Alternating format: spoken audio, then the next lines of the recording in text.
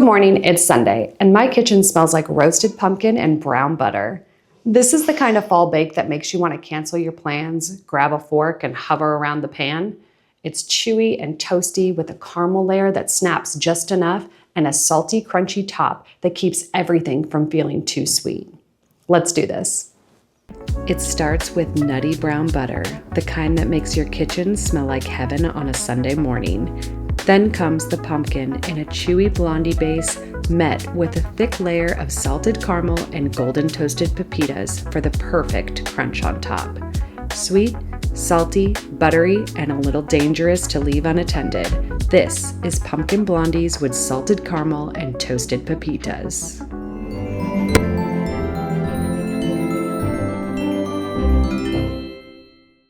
We're starting with the blondie base, the chewy backbone. Think of this as the stage where pumpkin, spices, and brown butter get their spotlight.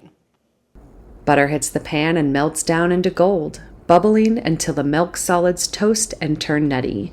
Once amber, I pour into a bowl to cool. While it chills, I whisk together the flour, baking powder, baking soda, salt, cinnamon, and ginger, the cozy backbone of these blondies. The cooled brown butter gets whisked with both sugars until combined.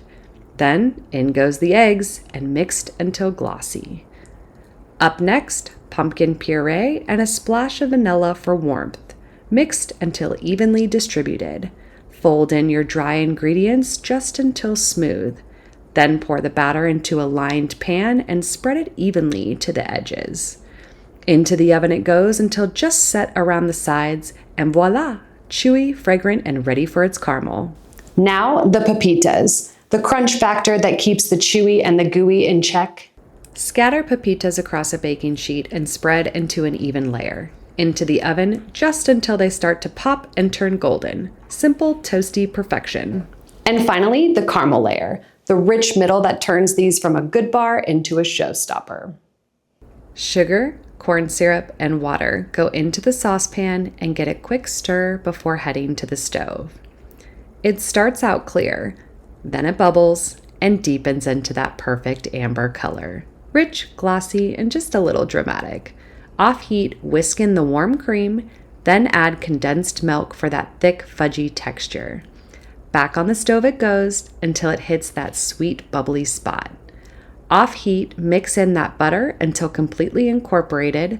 Add salt and vanilla with one last mix to turn it silky and fragrant. Once it's cooled to a slow pour, spread that caramel over the blondie base, shower it with toasted pepitas, press them in so they stick, and a sprinkle of flaky sea salt on top. Then off to chill until firm. When it's set, lift it out, slice through that golden caramel layer, and perfection is delivered. Now that is the bite. Chewy blondie, firm caramel, and loud, crunchy pepitas. It tastes like sweater weather, but without the scratchy wool. Take a look at those layers. The caramel sets clean, so it slices like a dream. No ooze on the board, just a glossy snap and a chewy base. Pumpkin and brown butter were meant to be friends. That salted caramel layer balances the sweetness perfectly, and the seeds give it that crunch, pulling the texture together and making it completely balanced. Keep this in the fridge for 4 to 5 days, but make sure you hide a couple for yourself because they will vanish. If this bake made you hungry, tap subscribe and hit the bell. And also send this to a friend who swears they don't like dessert. I'll see you next Sunday.